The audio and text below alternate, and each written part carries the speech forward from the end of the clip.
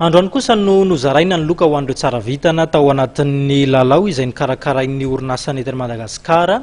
Ity lalao ity dia nifanandrify tamin'ny tsingeritaonan'izany orinasa izany. Loka goavana moa dia ny fivanianana ao amin'ny nosy Maurice. Tafiditra indrindra ao anatin'ny fankalazana ny 580 taonan'ny orinasa eto Madagasikara dia nisy ny lalao goavana izay tanterahana entina manome fahafaham-po ireo mpanjifa.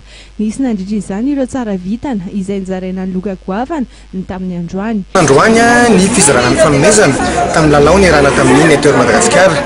Tao anatin'ny fankalazana ny 580 taona nisy ny orinasa teto amintsika dia nisy lalao marobe niarahana zay rehetra nividy vokatra tamin'ireo vokatra ampahafantarana orinasa teny amin'ireo magasin partenaire dia afaka nandray anjara avokoa. Anisan'ny vokatra afaka nividiana zao ny vokatra Nivea, teo ihany koa ny Babyliss, teo ihany koa ny Jeanne Arthes, ny Diana, ny Croquis, ny Régilet, ny Montos, ny Marilon, ny Colgate ary ny Johnson.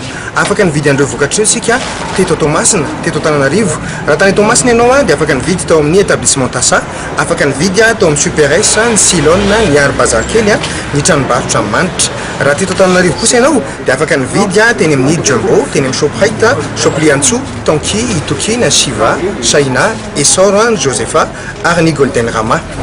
Rehefa nividy ianao 5 000 ariary na mihoatra dia nahazo ilay tapakila fanaisana anjara tamin'ny fisariana.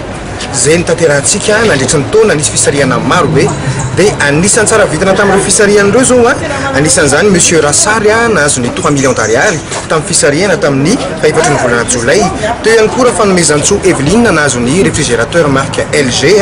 Teo ihany koa ary malala Juliette nahazo ny glacière camping gaz tamin'ny fisariana tamin'ny fahavalon'ny volana Aogositra.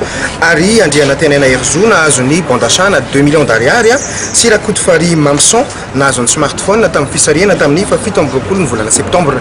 Mbola nisy fisariana taorianan'izay tamin'ny 31 Octobre dia Joshua Nathanael no nahazo ny moto marque Honda tamin'izay fotoan'izay.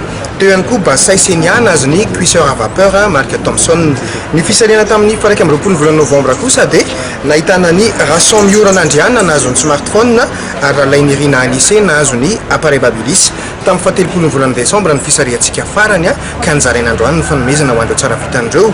Teo zao Randria Nomanana Dany nahazo ny vacances ho an'olon-droa makany Maurice mandritra ny 4 andro tout frais payé. Teo ihany koa Samuel na Laurentien nahazo ny bon d'achat na 5 millions d'ariary. Ireo zany ny tsara vitana nozaraintsika androany ny fanomezana.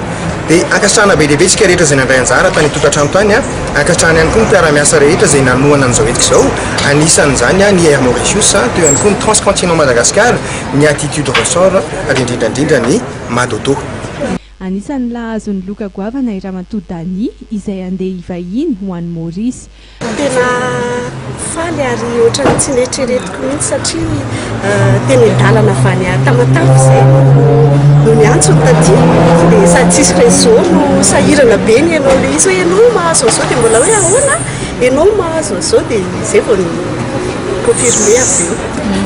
Ankoatr'izay dia tsara vitana ihany koa i Laurentia izay nahazo lela-vola 10,000 ariary. Ny fihetsem-polo zany faly be dia nanaovana lalao nividy vokatra vitsivitsy teo amin'ny stand bazar kely izay. Anisan'izany ny Colgate, ny Montos ary ny chips Croquis. Efa mpanjifa vokatra avy amin'ny entara matetika be ianao sa hoe voazay vao vidy? Efa mpanjifa sady manao foana isaky misy lalao. Tapitra hatreo moa ny lalao izay nataon'ny orinasa eto Madagasikara tamin'iny taon-dasa iny entina maranana ny 580 taona ny orinasa saingy mampanantena zavabaovao hatrany ity orinasa ity ho amin'ity taona vaovao ity.